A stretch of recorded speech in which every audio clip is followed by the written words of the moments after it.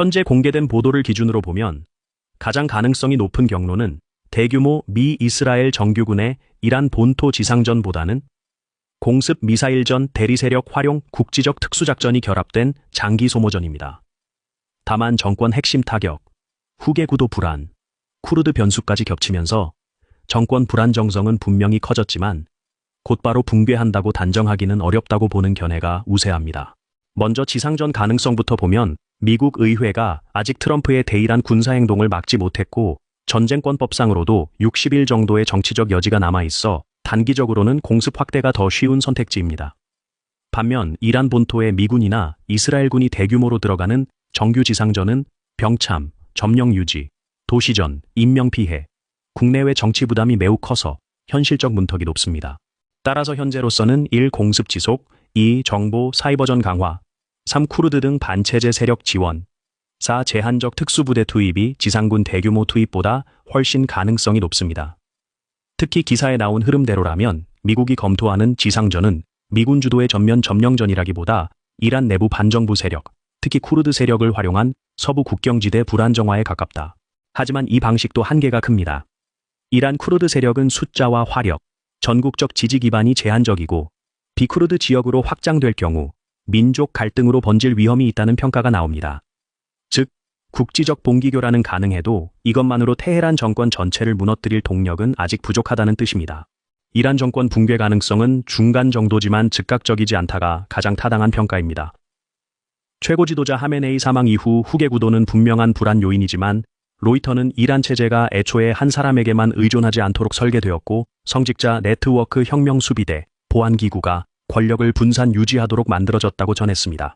그래서 지도자 제거가 곧 체제 붕괴로 직결되기보다 오히려 혁명수비대 중심의 더 강경한 전시체제로 수렴할 수 있다는 분석이 나옵니다.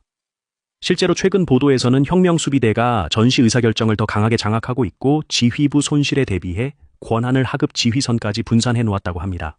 이것은 한편으로는 체제 생존력을 높이지만 다른 한편으로는 오판과 과잉 대응 위험도 키웁니다. 따라서 당장 붕괴보다는 강경파 결집, 내부 통제 강화, 대외 보복 지속의 흐름이 먼저 나타날 가능성이 높습니다. 다만 체제 붕괴를 현실화할 수 있는 조건도 있다. 핵심은 군과 치안 조직의 충성 이탈입니다. 로이터와 아틀란틱 카운슬 분석 모두 결국 승부는 일반 장병 하급 관료 치안 인력이 정권의 미래가 없다고 판단해 이탈하느냐에 달려 있다고 봅니다. 경제난, 지속공습, 후계 불확실성, 반정부 시위 재점화가 동시에 겹치면 정권은 급속히 흔들릴 수 있습니다. 반대로 보안기관이 결속을 유지하면 상당한 피해를 입고도 버틸 수 있습니다. 향후 가능한 시나리오는 대략 4가지로 볼 수 있습니다. 1. 가장 가능성 높은 시나리오는 공습 중심 장기 소모전입니다. 미, 이스라엘은 공습과 미사일 타격을 계속하고 이란은 드론 미사일로 걸프 국가와 영내 미군, 이스라엘을 계속 압박하는 구도입니다. 이미 걸프 국가들은 미국의 사전 조율 부족과 방어 지원 미흡에 불만을 드러내고 있고 드론 방어에도 한계가 확인되고 있습니다. 이 경우 전선은 넓어지지만 본격 점령전까지는 가지 않고 육아해운 영내 경제 충격이 커지는 방향으로 갑니다. 현재로서는 이 경로가 가장 그럴듯합니다. 2. 중간 가능성 시나리오는 제한적 지상전 또는 국경지대 공세입니다. 미군 정규 대군이 아니라 쿠르드계 반정부 세력이나 특수전 성격의 제한적 투입을 통해 이란 서부 국경지대 일부를 흔드는 형태입니다. 기사상 트럼프가 쿠르드 지도자들과 통화하며 지원 가능성을 시사한 점은 이 시나리오를 뒷받침합니다. 하지만 이 경우도 이란의 대대적 보복, 터키 변수, 이라크 쿠르드 자치정부의 소극적 태도 때문에 성공 확률은 높지 않습니다. 정권 심장부 장악이 아니라 서부 불안정화 수준에 머물 가능성이 큽니다. 3. 낮지만 무시 못할 시나리오는 정권 급속 붕괴입니다. 공습이 치안 통신 지휘 체계를 연쇄적으로 무너뜨리고 후계 경쟁이 격화되며 테헤란을 포함한 주요 도시에서 대규모 반정부 시위가 재점화되고 군 일부가 이탈하면 가능하다. 유럽연합 외교수장 카야 칼라스도 이란의 약화가 시민들에게 미래를 바꿀 기회를 줄 수 있다고 언급했습니다. 다만 현재까지 공개된 정보만 보면 아직은 정권 붕괴의 충분 조건보다 불안정의 필요 조건만 갖춰진 상태에 가깝습니다. 4. 위험한 확전 시나리오는 지역전쟁 확대입니다. 이란이 터키 같은 나토 국가를 다시 위협하거나 걸프 국가들이 더 이상 방어만 하지 않고 직접 방역하거나 레바논, 이라크, 시리아 전선이 더 커지면 전쟁은 완전히 다른 단계로 넘어갑니다. AP 보도대로 걸프 국가들은 이미 미사일 드론 공격에 직접 피해를 보고 있고 방공 자원도 소진 압박을 받고 있습니다. 이 경우 미국은 본토 침공 대신 영내 추가 병력 배치와 다중전선 대응으로 끌려갈 수 있습니다. 종합하면 현재 기준으로 이렇게 봅니다. 대규모 미군 지상군의 이란 본토 침공 가능성은 낮습니다. 제한적 지상작전 반정부 세력 활용 가능성은 중간 정도입니다. 정권이 단기간에 바로 붕괴할 가능성은 낮습니다.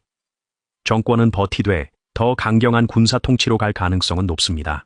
전쟁이 영내 장기 소모전으로 굳어질 가능성은 가장 높습니다. 즉 지금의 핵심 변수는 미국이 직접 점령전으로 가느냐가 아니라 이란 내부 통제력이 먼저 무너지느냐다. 현재까지는 후자도 아직 결정적이지 않아서 지상전보다 장기 불안정화가 기본 시나리오라고 보는 것이 가장 합리적이라고 볼 수 있습니다. 다음은 시나리오별 한국 증시의 영향입니다. 첫 번째가 장기 공습 소모전일 때입니다. 가장 가능성이 높습니다. 금리 인하는 지연되고 유가는 100달러까지 상승합니다. 인플레이션이 발생합니다.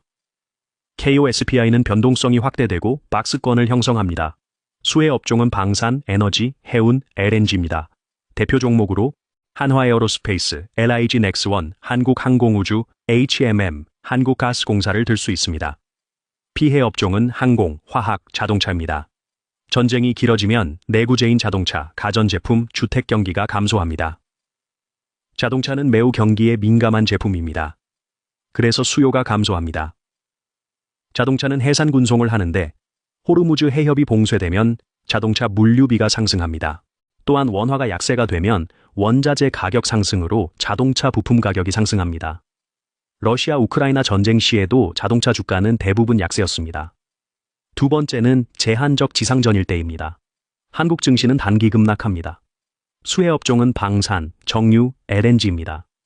세 번째는 이란 정권 붕괴 시 코스피는 초기에는 급락하다가 중기적으로는 강한 상승을 합니다.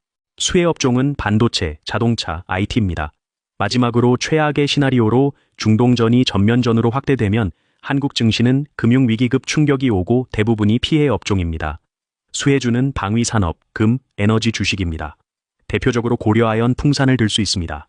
현재 시나리오는 장기 공습전 확률이 50%, 제한적 지상전 25%, 정권 붕괴 15%, 중동 전면전은 10%로 볼 수 있습니다.